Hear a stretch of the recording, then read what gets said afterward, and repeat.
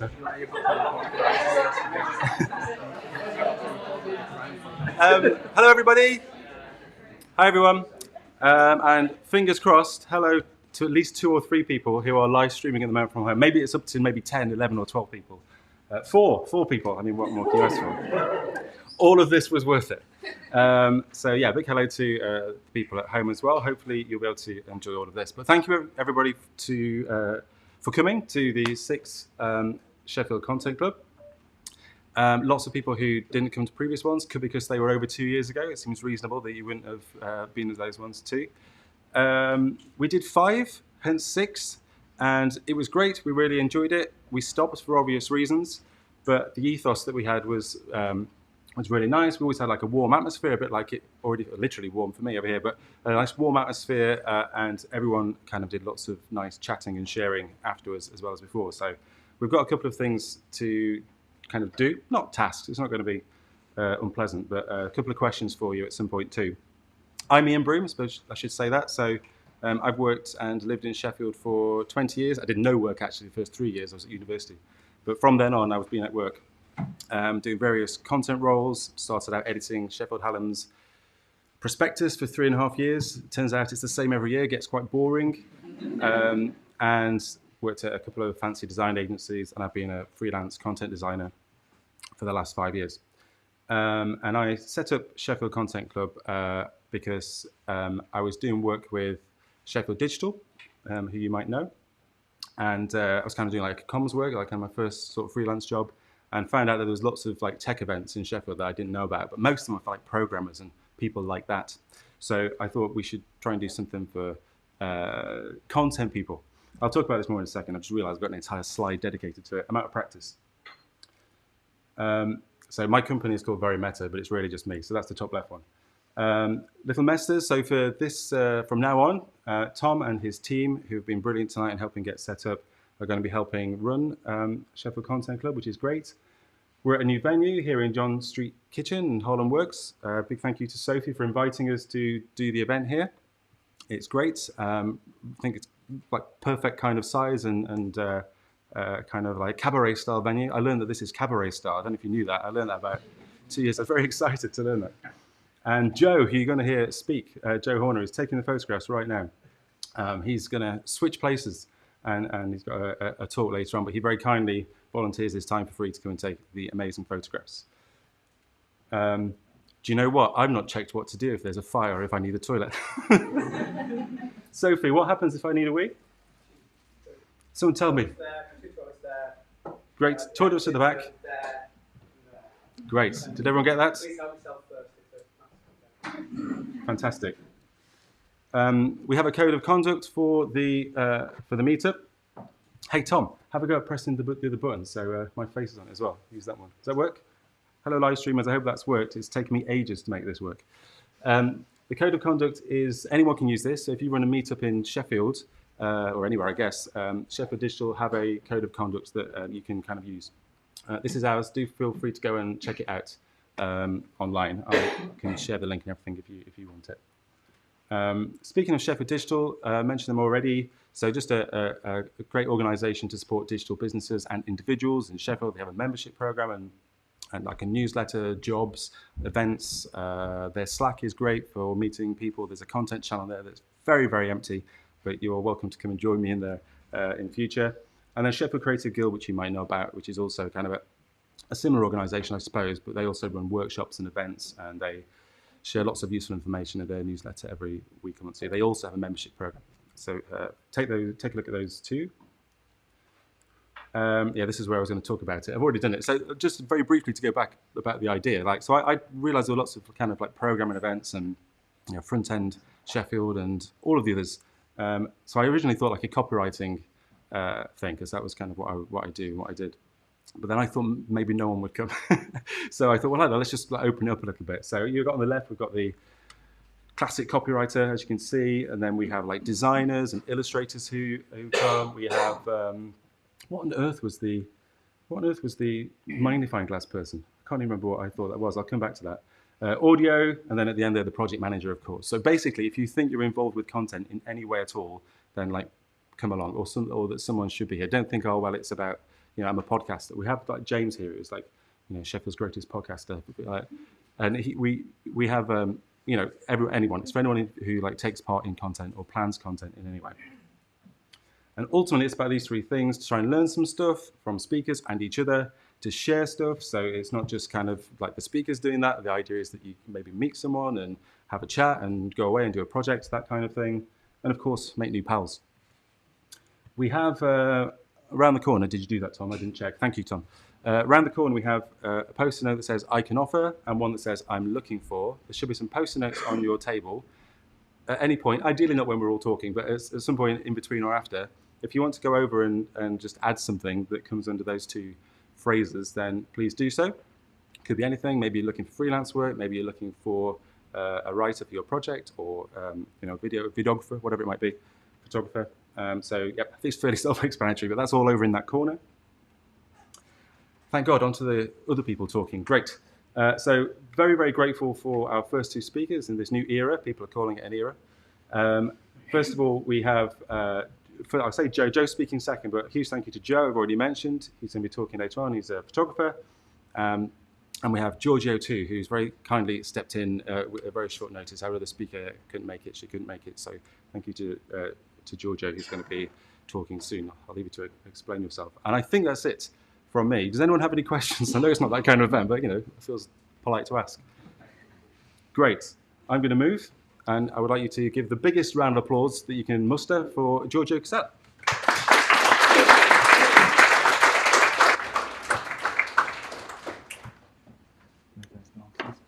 You'll have to bear with me. I do need to put my password into my machine first. That's not going to appear on the live stream, hopefully. Cool. So, yeah, thank you very much for having me tonight. Nerves, you're all fucking terrifying, so I'll do my best here. So, yeah, I'm Giorgio, and I'm going to be talking to you tonight about the concept of leveraging resonance in your content creation. And I've got two machines that I now need to press next on. So, like Ian said, I'm going to caveat the talk a little bit by letting you know that they only asked me to do this last Friday while I was on holiday in London. So it's been very hastily put together yesterday and today. So bear with me. It's not rehearsed, hence the speaker notes. I'm going to keep looking down to check them out. But hopefully you do find it interesting. There's some insightful things in here that you can take away. Even if at the worst case scenario, it's never going to see Giorgio speak at an event again. But hopefully it's not going to be that bad. Anyway, a little bit about me. You can probably tell, but I'm part Italian, but I am London-born and UK-raised, so apologies for the lack of any sexy foreign accent tonight. It's going to be British all the way through, soz, if you thought you were going to get something exciting. And my background is heavily oriented towards technical SEO. So over the years, I've done everything from global media buying through to paid social media management, through to marketing strategy and everything in between. So yeah, bit of a jack of all trades, an all-rounder, a T-shaped marketer, however you want to put that. But in my current role as marketing director at Evoluted, we're a full-service web development and digital marketing agency based here in Sheffield. So do come and chat to me if you need some support with that. I direct a team of 20, or around half of the lovely faces you can see on the screen right there. These guys are brilliant, and in my role, I'm responsible for everything from setting the strategic direction for the business, through to defining our marketing strategy, all the way through to working in the trenches, on the front lines with our teams across SEO, paid media, PR, and importantly for tonight, content. But enough about me.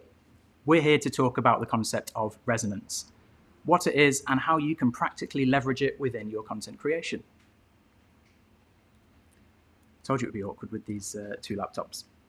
Anyway, as content creators, you're all looking to do one of two things, either educate or entertain your audiences. Ideally, in a perfect world, you manage to do both.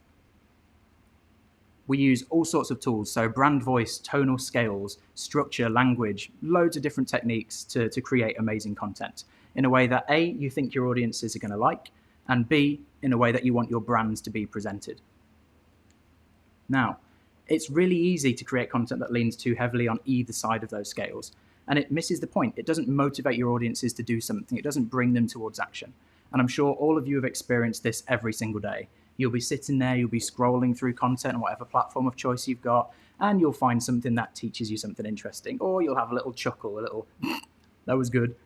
But it doesn't inspire you, it doesn't motivate you, and it doesn't resonate with you. So onto the next thing, scroll again, keep flicking through the next thing, onto the next thing, onto the next thing, without ever truly caring about what you're consuming. And ultimately, resonance is what ties it all together. It balances those scales out and drives a positive outcome from your content, whether it's there to drive a sale, generate a new lead for your business, or simply find a new follower or fan. And resonance is, like I said, that perfect balance of the two things we already mentioned, information and entertainment, but more critically, it's about inspiring your audience. It's about really getting them to vibe with you and your brand, about what you're all about, what you're here for, your purpose, your mission, and what you stand for.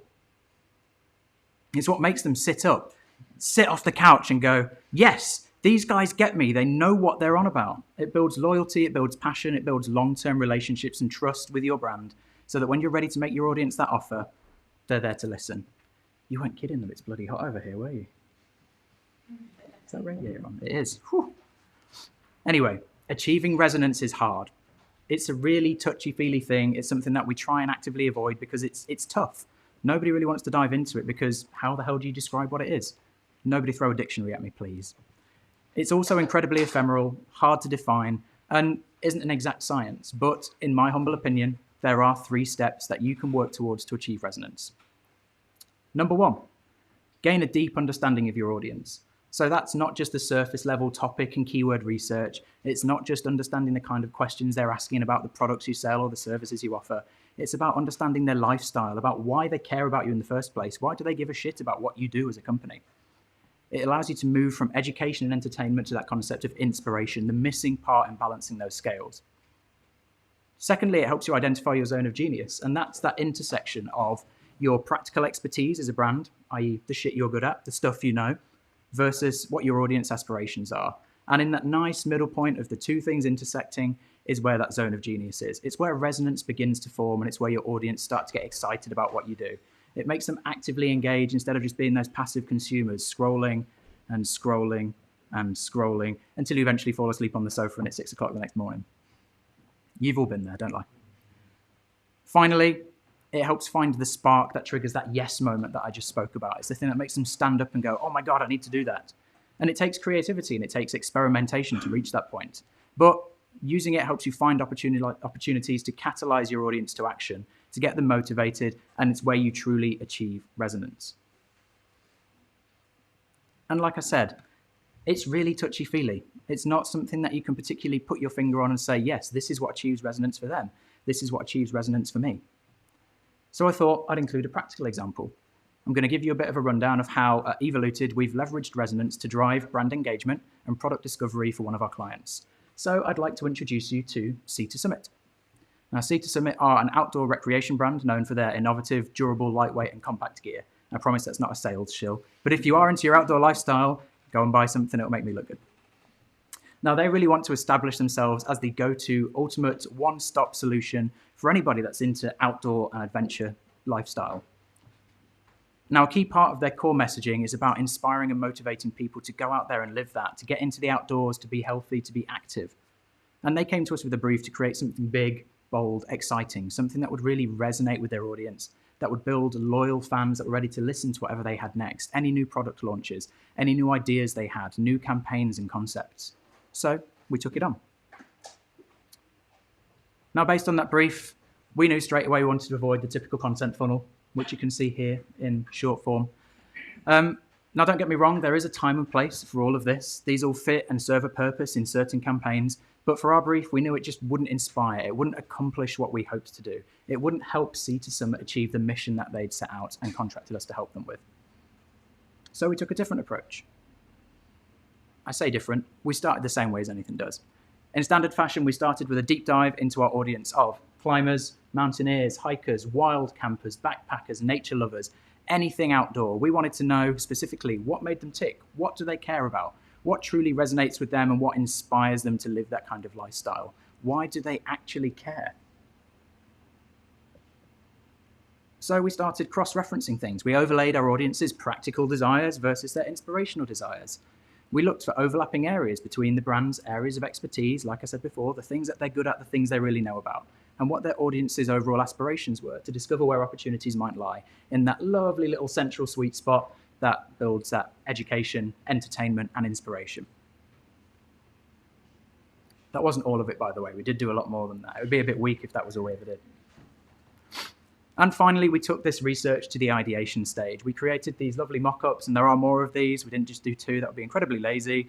To inspire the thought process, to get our creative juices flowing as marketers, to really understand what could we make that would tick all 3 of those criteria for resonance. Would it resonate with us? Would it resonate with the brand? Would it resonate with their audience? And then, through the process, we struck gold. We came up with the concept of the Camp Kitchen, an evergreen, ever-growing series of versatile recipes bringing bold flavors, fresh ingredients, and exciting new adventures to the outdoor lifestyle. Sorry if this makes you all very hungry. I apologize in advance. There's a lot of food in here. And we were really pleased with this because this campaign hit every one of our tick boxes for resonance. First off, it educates on 2 fronts. Firstly, sharing simple but effective recipes that anybody could go away, try themselves, cook up, and enjoy. But on the second front, demonstrating Sea to Summit's lightweight, compact, and durable premium-grade gear, again, a sales shill, sorry, educating their audience on the benefits of using their products directly to cook all of this amazing food, thus touching that nice central zone of genius. Secondly, it entertained. It appeals to all 5 senses. Firstly, the visual element. You're seeing somebody cook something up. You're seeing this amazing, brightly coloured series of ingredients being turned into, well, absolutely lovely looking meals on here. I would dive into any single one of those, and I'm sure all of you would too. It touched on the sound element. People could watch the videos and hear something sizzling in the pan. They could hear the leaves rustling in the campground in the background. They could hear the wind rustling through the canvas tent and the birds chirping. Next up, hit the touch element. You're watching somebody stir the pot, grab that big piece of corn on the cob and bite into it, and thus bringing in the sense of taste, the sense of smell, and just imagining what you could be cooking up yourself. All delivered through familiar, engaging formats like vertical social video. All of us here are going to be familiar with the type of videos I'm on about. You scroll through and you see someone giving you a quick recipe, the rundown, and you can't help but watch it because by the end you're starving. You want to dive into that. That's being saved. That's added to my bookmarks. One day I'm going to cook that, but we all know that you never do. And then finally, it inspired. It's lifestyle content that really appeals to the brand's audience, no matter what level of adventuring they're into. Whether they're casual hikers that go out with the family, or whether they're hardcore wild campers that love to be out in the thick of it with just them, a few pieces of gear in the wilderness to survive in. It's things that they can attempt themselves and really get excited and inspired and motivated about doing the next time they're out with their family or friends on a camping trip, with tangible, really fun results. Everybody enjoys a good meal at the end of the day. But we didn't want to stop there. We knew we could take it further to hit that resonance, despite the fact that we'd already found a campaign that hit our 3 criteria. So we chose to partner with this guy, handsome chap. Harrison Ward, aka the Fell Foodie, is a social media content creator who specializes in camp cooking and outdoor lifestyle content.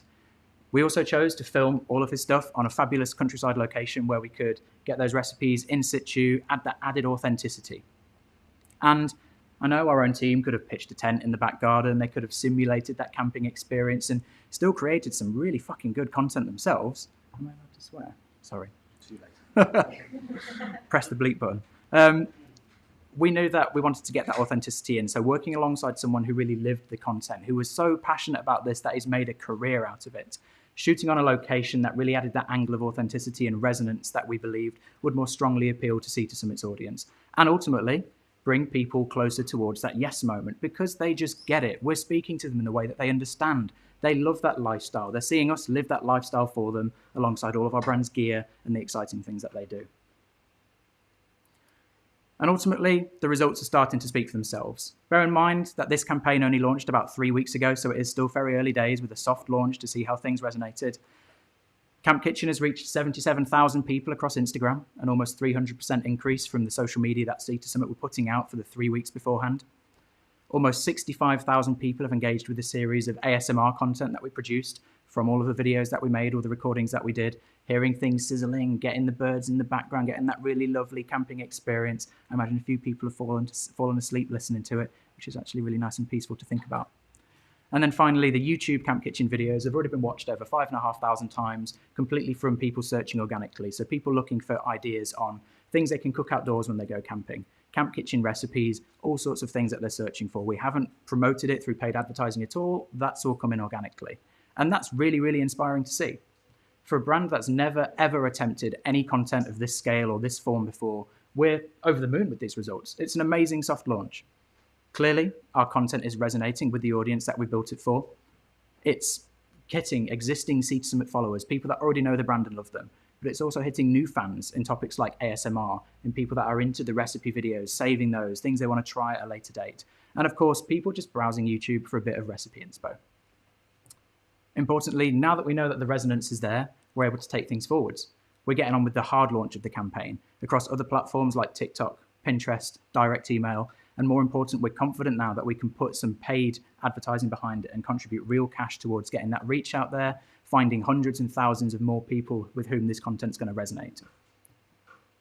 Really excitingly, the campaign is also being used by the US and the Australia branches of Sea to Summit as well. So we're getting global reach from this campaign now. It's not just going to be UK based, which is super exciting. And we're deep in the midst of planning our next campaign with them, all about living the van life.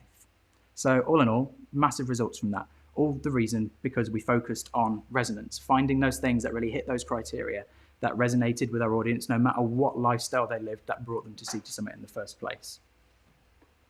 Now, I know I've probably gone over time here, so I'm going to hurry things up, but we'll just do a quick roundup of those main points. If there's one thing I want you to take away today, other than never come and watch me speak again, it's that you need to remember to leverage resonance whenever you're planning and creating your content. You need to go beyond just educating or entertaining. You need to identify how to create that perfect balance of content that achieves resonance. Find that sweet spot in the center of that diagram. Secondly, you need to move your audience from that passive consumption to be active engagers. Less scrolling on the sofa as you slowly slump further and further into the pillow and 6 chins start to appear. Instead, inspire them to take action, to do something, to begin building relationships with your brand, to get out there and actively do something, whether it's with your products, your services, or just you. And finally, consider all of the ways that you could help them reach that yes moment, that flash of inspiration, that moment where it all begins to gel together, makes them a true fan of your content. You hit those and you've got them for life. They're going to follow you. They're going to listen to whatever you've got to put out next, whether it's a new content campaign, a new product launch, a new service, or you simply want to tweet about some random crap and want people to start listening to you. So that brings us to the end.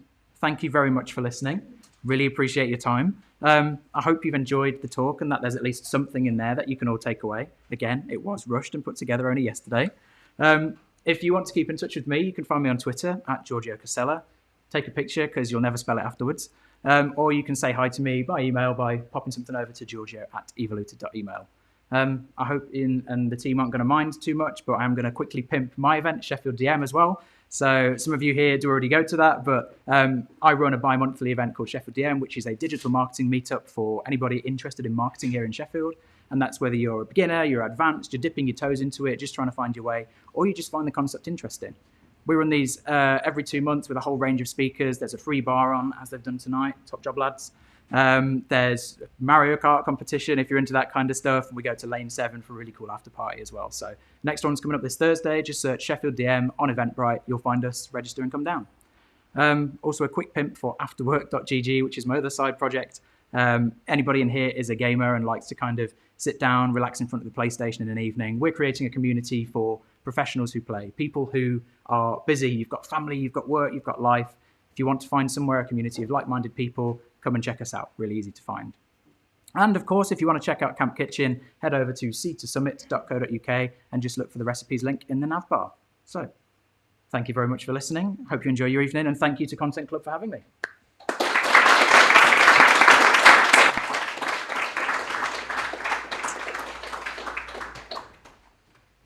Are we doing questions? Should I stay here? Oh, cool. I'm about to say, if anyone's got any questions for Giorgio, this is the time. Go for it. Yep, I don't know why I'm standing up. Your first point on the way to resonance was about doing a real deep dive on your audience and getting into the lifestyle. Yes. If you're not part of like a big agency or somewhere where there are a lot of tech and tools to do that, how can people who are maybe starting something for themselves do a deep dive on their audience to get to them? Cool. Yeah, great question. And it's a difficult one, especially if you don't have access to all of those tools and the bits of software available. Lots of them are really expensive. There's some that we don't even really have access to because of the price behind them.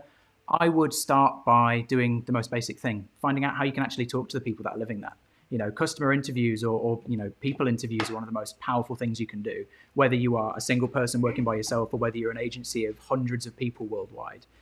Sit down, talk to customers, understand what really makes them tick, plan out your questioning in advance so you can turn around and say, right, what is it that got you into the outdoor lifestyle in the first place? What is it that you go and do? How regularly are you going to do it? And use that nice open question format. So as they talk, listen, prompt them for more. If you're speaking to more than they are, you've done it wrong.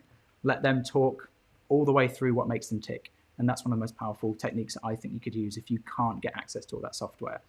There's also a load of free stuff you could use to help define those question prompts. Things like Answer the Public is a great way to learn what people are searching for on Google. So you can go there, chuck in a concept, and it will quickly pull back everything, whether they're asking, how do I questions, what do I, where does, all these different kind of question prompts that will bring them together about those topics. And that gives you some really interesting ideas to understand what people are searching for. And then you can go and look how other people are catering to those questions. But also it lets you use those prompts to talk to your audiences when you're doing those qualitative interviews. Cool. Yep. Yes. Theoretically, if after a soft launch it didn't work properly, what would be your processes to take it back? I know that's probably not the case because you've done your due diligence, but I just wanted to ask the question. Yeah, no, that's a really good question. I think the first port of call would be doing a retrospective and trying to understand what didn't resonate, why didn't it work, what didn't hit. It could be anything from we got the topic wrong and we need to readdress that and try and adapt the content that we've got to something new. It could be that we've got the audience wrong and we can, again, use that existing content that we've got and try and reposition it in a different way. Or it could be that we've completely fluffed it up and we need to go back to the brand and apologize and go, give us another chance. So yeah. Hard question, but sometimes you do just have to put your hands up and go, we tried to get this right. We put all this effort in. The thought process is there, the checklist, the resonance, everything theoretically adds up. For some reason, it just didn't land. Let's try and work out what that is and move forwards from it rather than just sitting and dwelling and going, oh, well, yeah. Yeah, okay. Any more?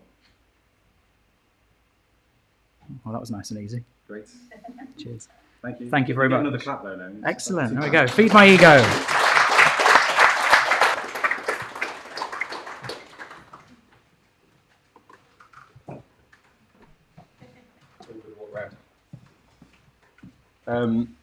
Thank you, Giorgio. That's great. And again, yeah, really appreciate you. It's a different computer, isn't it? This is the computer. It's right there. Really appreciate it. And yeah, thank you for coming to that. And yes, I need to go to Sheffield DM. I still haven't been, but I will make sure I do, and everyone else should too. We're on to our second and final speaker. There's only two, but I would like. Some people might recognise Joe from going to Content Club before, but also Creative Morning Sheffield, which is where I first saw your work. As there's all of them, and I'm really looking forward to hearing you talk, Joe. So, huge round of applause, please, for Joe Horner. I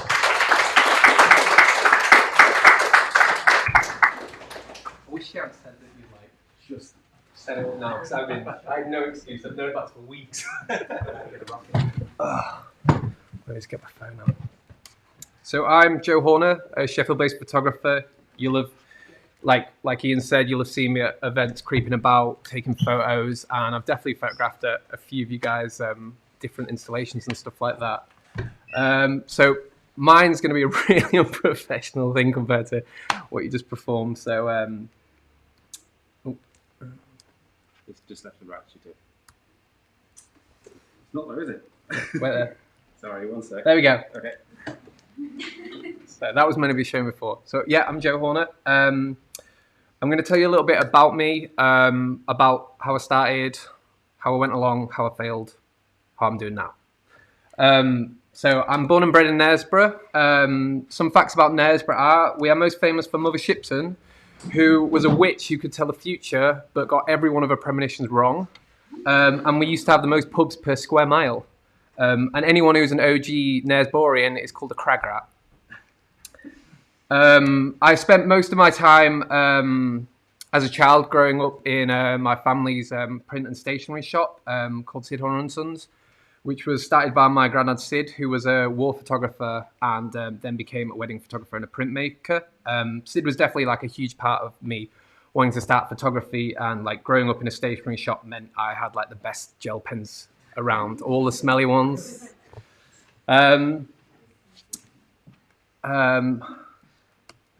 As a photographer, technically how I started was the first camera my mum and dad bought me when I was 9 years old to take to Benidorm, which was a spy camera with a camera on the side of the glasses, and this was the first photo I took with it.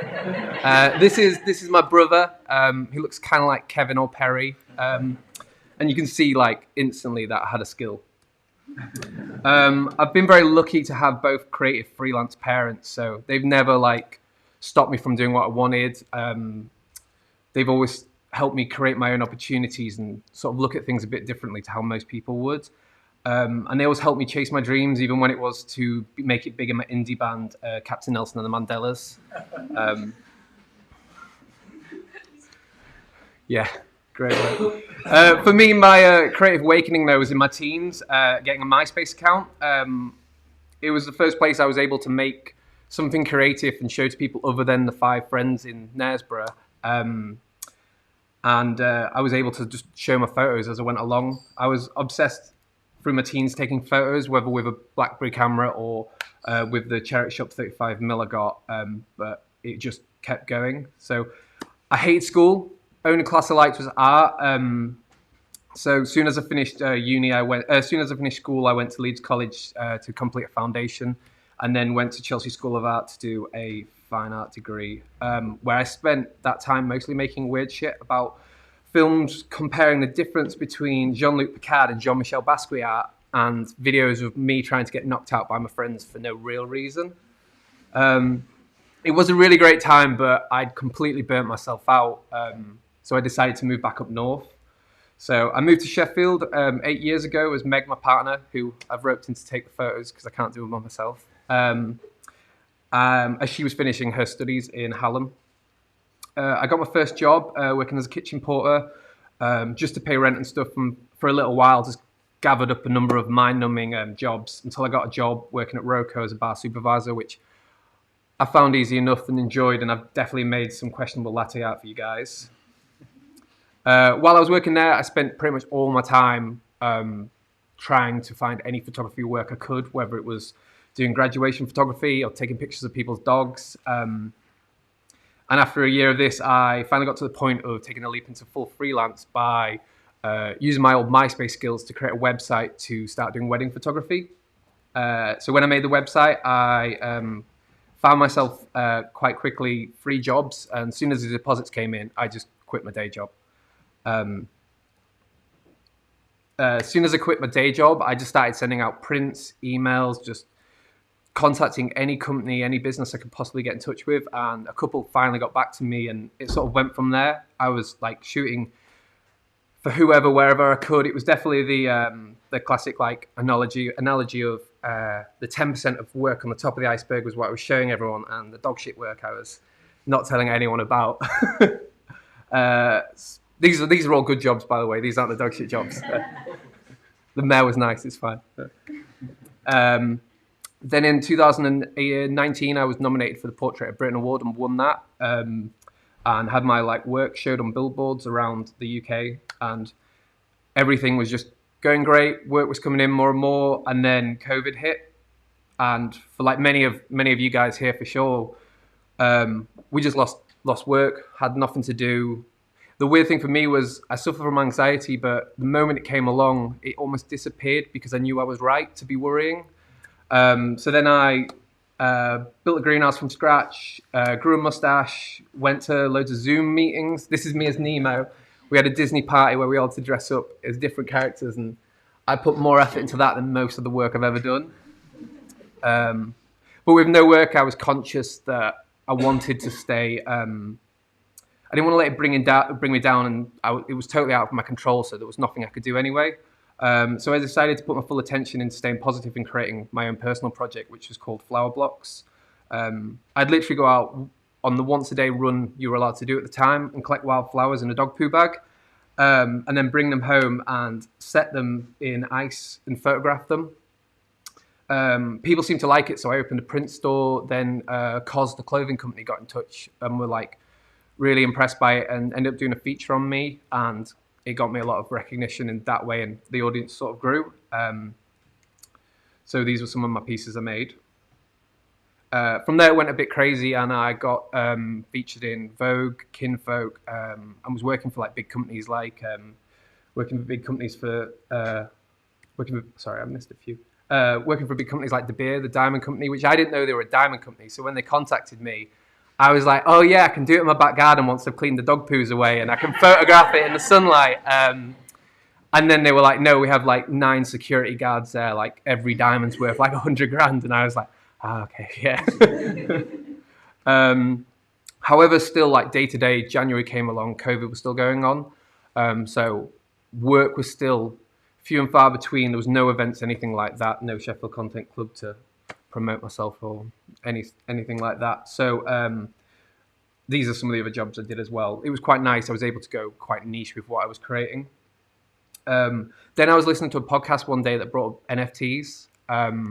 NFTs, people don't know, is the really annoying thing people get irritated by. They're called non-fungible tokens. It's a form of crypto art through cryptocurrency. And I just got really interested in it. I like the idea of being able to present my work in a way where you were valued a little bit more and you can make a little bit of money from it. So after a lot of failed attempts, I didn't realize if you put it on and you spelled something wrong, you had to then pay money to then take it back off to put it back on again. But I found that I'd already created a full body of work to make into NFTs with the flower blocks, which I was making every day. And I put my first collection up and it went really well, sold out in an hour, I think. And it was really nice because I almost felt like I was back at college. It's all through Twitter mainly. I was able to speak and communicate with loads of different creatives all over the world. Like this piece here, the Elle magazine, I didn't know I was put in that magazine. Someone from Czech Republic messaged me saying, oh, I'm so proud of you for getting in this feature. They hadn't contacted me. I had to email them. And they said, oh, we thought we told you we'd put it in our magazine. But it was really nice to see, like, you were just chatting. I made projects with other people. And it just felt like like being back at college again. Because I'm a true believer in the idea of not being a closed mind about stuff as a freelancer and a creative. Always exploring, like ready to find new ways to grow as a creative. So now in 2022, I can happily say that I've got a number of lovely clients. I work on my own commissions from bigger companies and do all my own personal projects. So yeah, that's it. Thank you. Thank you.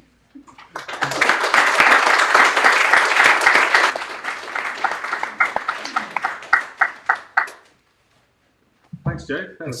It's all right. Love seeing all that. I just want to say I have the resting heart rate of 40. I have to go to the dog spike.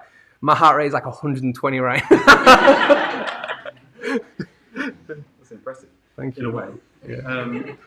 I love seeing them all up there like that. And when you send through the presentation, like the art it's like weird because the art is great, but then like the photos of the art is just like amazing. Who has questions for Joe? And Joe, if you don't mind, very politely, the live stream has asked if you would repeat the questions because they can't hear them. Okay. Yeah.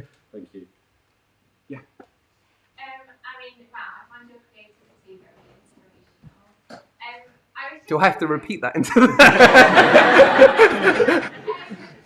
just wondering, when you first started putting the flowers into the ice, like what inspired you to do that? How did you come up with that?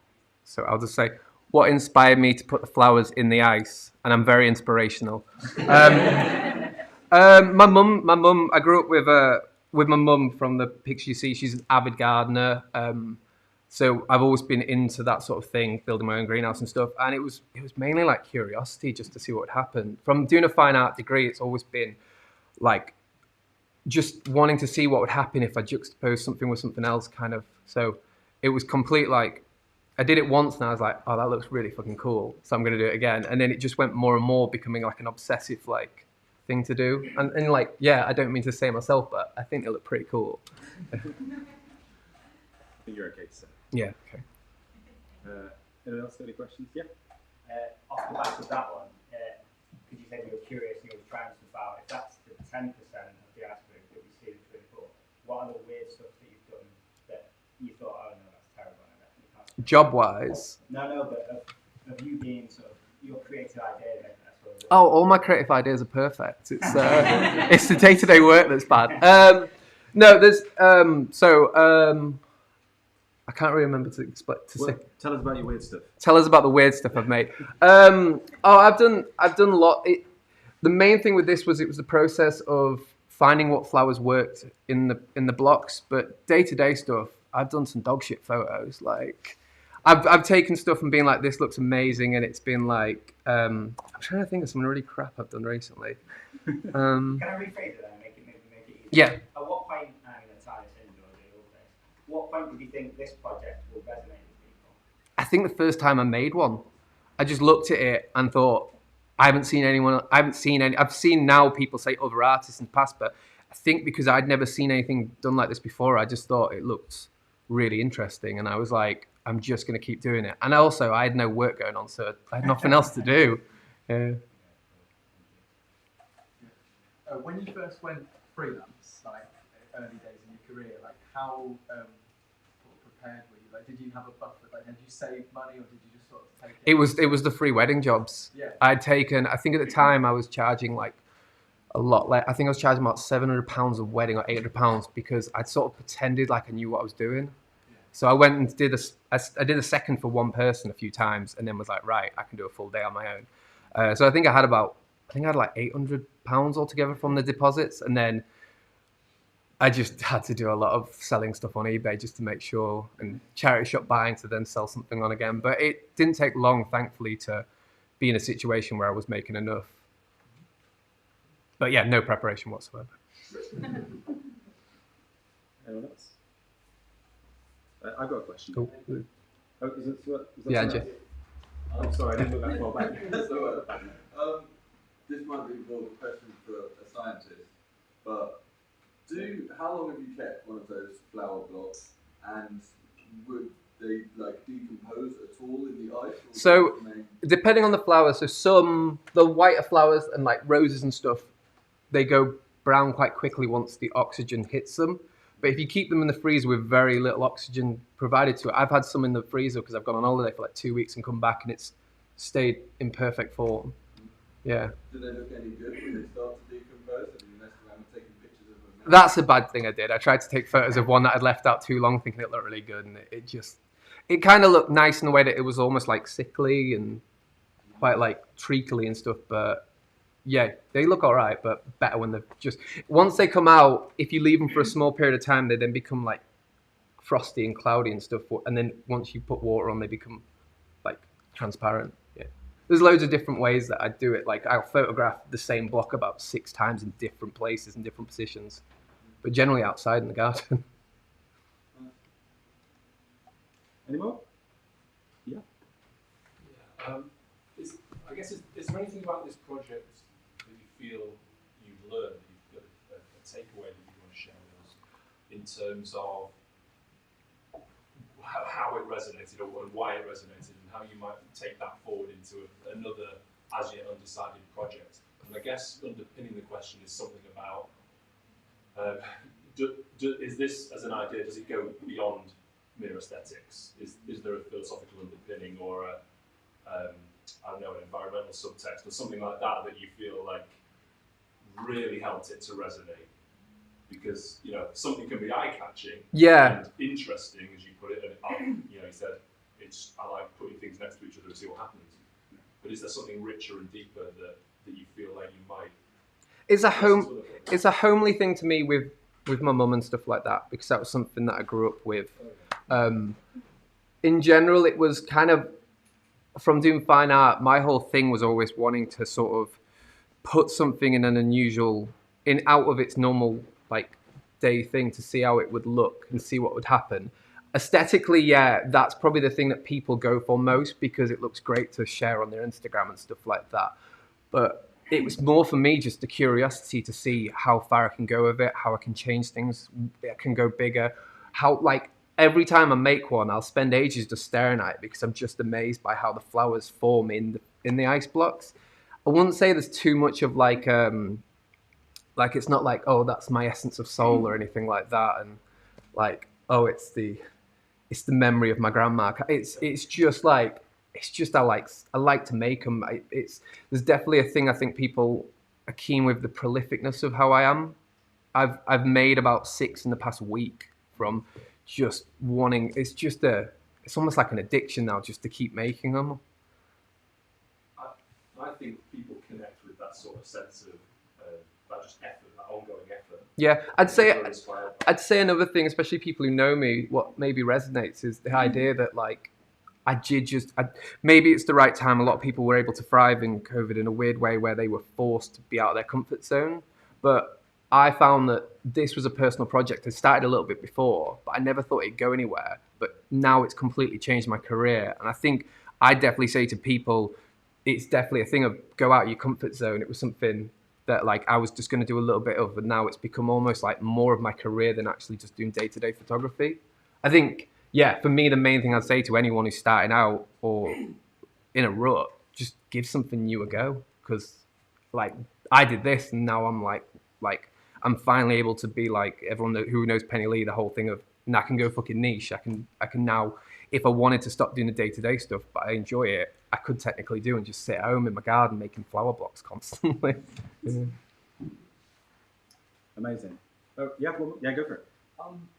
How do you brand yourself online when you've got some clients that are really, really high profile and presumably I have like multiple Instagrams for. Is that a worry that sort of a client coming to you sees very high-end work and the lower-end jobs? I have a friend who. You want to hide someone from like. I have an Instagram. I have an Instagram I use that is just locally based. That's the Joe Honor photo, and then I use one that's more just creative work. I have like because I have a website for wedding photography that's not connected to other ones because it muddles together. But I'll be honest, if a client like De Beers gets in touch with me, my friend who works in marketing, I get in touch with him and say, how much do I charge and what do I say? Because I have no idea. I've got no marketing skills whatsoever. It is the case of, yeah, I kind of wing it and know that some clients are the clients who are offering me more, there's no hesitation when I say the price. Whereas with others, they'll sort of, it's the case, I think most people here are creative. They get an email at the end, they say, or let me know what your budget is and we can discuss. That's like the perfect sentence at the end kind of thing. But yeah, it's definitely winging it. Thanks, Joe. The question I was going to ask, and I hope it doesn't affect our Sheffield Content Club related relationship, you do quite a lot of free work for people like us, but also more notably Creative Mornings, which is an event that's been going, I guess, apart from COVID. I've been there three years, I think. It's quite a while, isn't it? Yeah. So, and, do you know how long it is? I'm the new host, by the way. Oh, yeah, right. this is a new host, Emma. Yeah. I've been here 6 months. It was 2 years before with Leanne, and then 5 years with Penny before. So it's quite yeah, so that's a long time of doing, essentially like every one morning, but it's still a kind of free work. So I wondered if you could talk a bit about why you would come and take photos of this for not payment, especially now you're It's the levels of liking doing it, getting, especially after COVID, like to be at any event to sort of chat with people and stuff is kind of priceless now. But Creative Mornings and you guys, part of the reason is because I can get my name out there. I can post something about the area. Like I do a lot of work for certain companies where I charge very little. Places like Union Street where it's like they're helping people out. It's not a profited thing. Sort of. I did like for a while. I did a thing called Do a Good Thing where I offered my services. I said like 6 companies, who are like. So I did like Sheffield Trees. I did something for Cycle to Go. I think it was where it's for people who would never be able to ride a bike because you have to get like the really special like ones for wheelchairs and stuff. I'm always happy to do stuff for free, but I get a lot of people sharing my photos as companies and then they tag them, they add their clothes in it. And then that's when I send a message saying, please delete. But if it's for a good cause and it's helping people, I'm happy always to do it sort of. I'm not saying everyone asks me to do free jobs. And just no, but that is the risk, isn't it? Yeah. Especially if you're freelancing, just starting out. I mean, I'm exactly the same. Yeah. Like, I would rather like be out doing stuff and like I'd say yes to anything. Yeah. More or less. But it's like where is the limit? Oh, it's definitely ups and downs and stuff. But when I'm quieter, I'll say like But I have become more and more strict in saying, I'm not not for good causes, but if someone's like, can you do it for this? I'm kind of getting to the point where I'm like, it's not worth it for me. I'm not going to come. But if there's a benefit or helps someone for the right reason, then I'm always sort of willing to do that. Great. Well, thanks, Joe. Very inspirational. I think it was absolutely an accurate thing to say there. Perfect. Thank you very much. Thank you.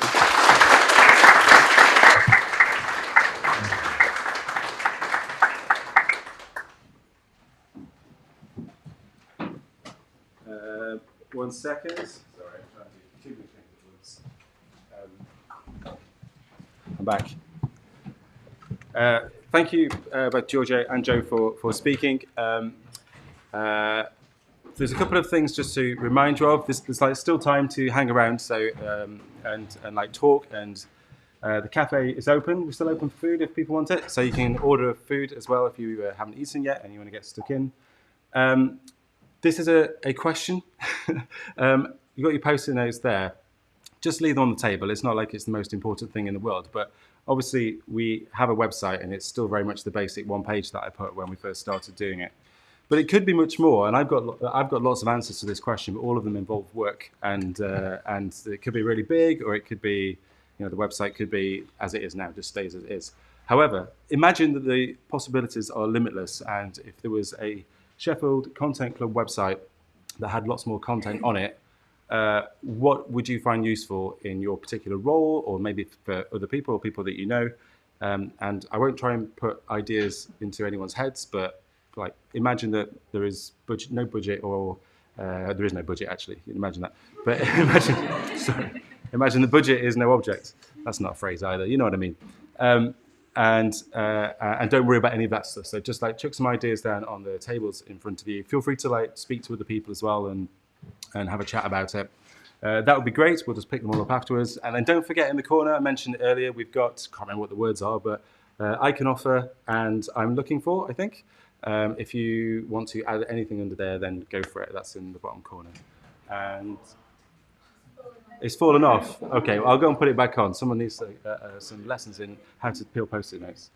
And that's it. Tweet about it. That's the Twitter. We have a website. I've just discussed it. And thank you all very much for coming. Feel free to stick around and chat and do all those usual things. Thanks again to Giorgio and Joe, who deserve the rounds of applause we're about to give them.